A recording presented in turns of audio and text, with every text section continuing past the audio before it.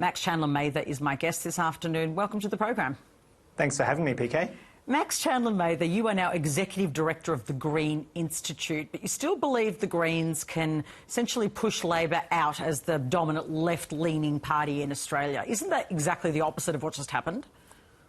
Well, what we're seeing around the world and in Australia as well is the hollowing out of establishment politics, as both the Labor and Liberal Party in Australia end up as two sides of the same sort of corporate coin.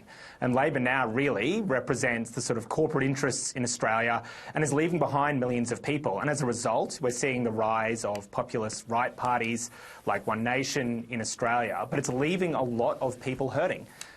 Skipping meals because they can't afford the rent, single mums having to skip a meal so they can pay for their baby's nappy rash cream, whatever it might be. Right now people are hurting and neither major party is representing them. And as they withdraw from the population and give up on the idea that they're meant to represent ordinary working people, it's leaving this huge gap where I think the Greens are a critical player here, where we can step in and offer, frankly, not a very radical politics, but a transformational one, in that all we're saying really is we should redistributing wealth and power away from corporate and political interests towards working people so they can have what they need to live a good life. And I think that is a very broadly popular message that will resonate with a lot of people. Well, you say broadly popular, so is it populist?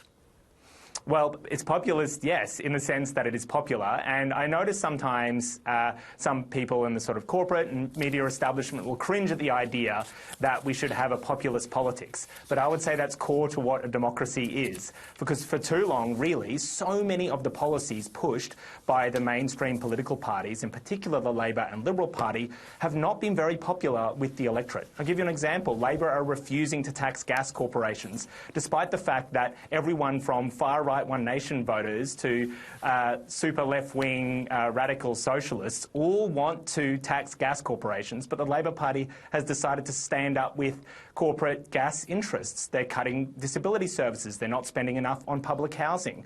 They are refusing to tax big corporations in general. All of those things are very popular, and that is a populist politics in that it represents ordinary people. And I suppose the question around populism is sometimes what appear to be very simple solutions, but actually life is a little more complex, and sometimes simple solutions don't resolve the problem. That's the critique of populism, isn't it? I think one of the tricks, and I watched this happen over the last 3 years, is one of the ways the political establishment, especially the Labor and Liberal Party, will avoid doing things is they'll claim, well, it's just too complicated, you wouldn't understand. But on some issues, it really is quite simple. If we want to fix the housing crisis, we need to build public housing the way this country used to and stop giving money to wealthy property investors. If we want to get enough revenue in this government to make sure that we can give people what they need to live a good life, make sure big corporations pay their fair share in tax. So let me challenge you, because that's fun, and I know you enjoy it too. So if you're going with, well, what's popular, and I accept just for the purpose, because I can't fact-check it unless we have a big referendum, but I accept your argument about gas, right? Yeah. One thing that appears to be quite popular is a hard line on asylum seekers, boat turnbacks. Does that mean you should accept that? No, because we also have principles, right? But I suppose what I'm saying... That's very popular. Like, if you want to go with this is the majoritarian view, then that's where you land. Well, I suppose I have a hopeful vision of this country that talks about building a coalition of people, a broad cross-section of the population that finds a shared common set of material interests. And those material interests look past the divisions that are often driven by, say, the Murdoch media, or we just, have seen both Labor and the Liberal Party in a race to the bottom on demonising migrants. That's all they want to talk about often, it seems. And I'm not surprised, because it allows them to try and divide up the population and drive up the salience of something like cracking down on migrants. I suppose what a progressive populism would do is say, you know what? There is actually more that unites us than divides us, that a working-class One Nation voter who is a landscaper has more in common with a first-generation migrant in Inala than they do with a politician or a bank CEO.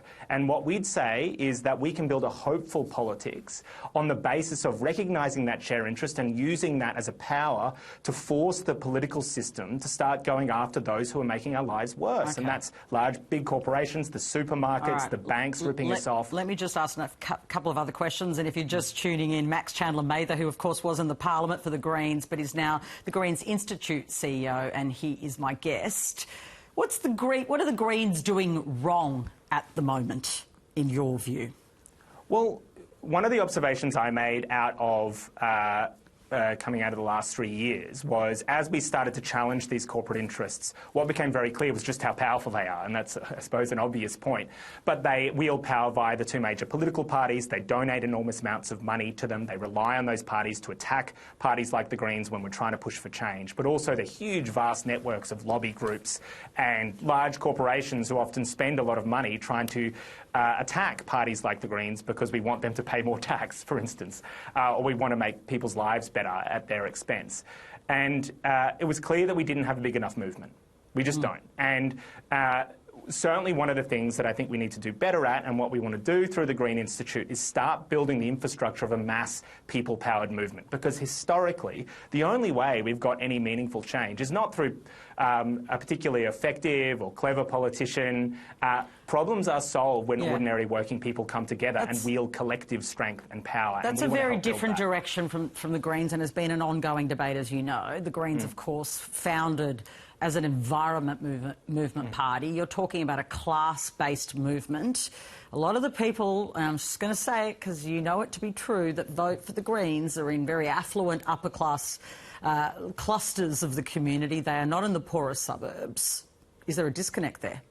Not at all. If you look at it, actually some of the biggest voting cohorts for the Greens are financially stressed people, so people in the highest rates of financial stress, but also renters. 20% of all renters in this country vote Greens. It's basically double our average national vote. And yes, it's a broad coalition. Yeah, you can be a high-income earner and rent, though, right?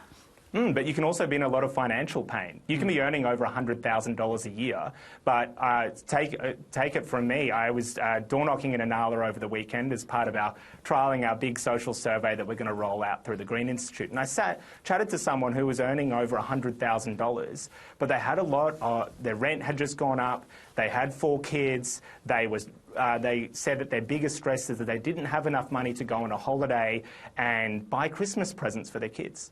And there's a lot of, I think one of the things that's going on in this disconnect is people don't realise just how broad the financial pain is in this country right now. And it is why there's a lot of people who want to vote for an alternative movement that offers real change. Because they don't like the idea that the CEO of Commonwealth Bank can make millions of dollars while they're struggling to pay the rent. Do you think the Greens have lost traction on some of these economic issues, including housing? No, I think it's a very difficult debate because, we're confronting some extremely powerful interests. Now, who loses if we make the housing system fairer? The big banks. The big four banks on any average year will make $40 billion in profit every year. They have a lot to lose. We've got them donating lots of money to the major political parties. And I think there's this also ideological commitment from the major parties to the way the housing system works right now. Challenging that is hard.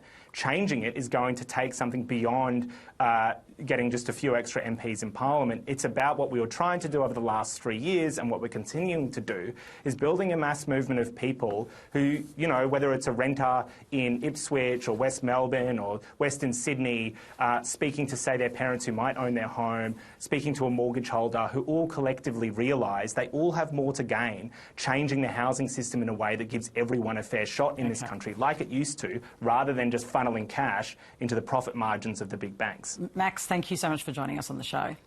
Thanks for having me. Authorised by J. McCall, Australian Greens, Canberra.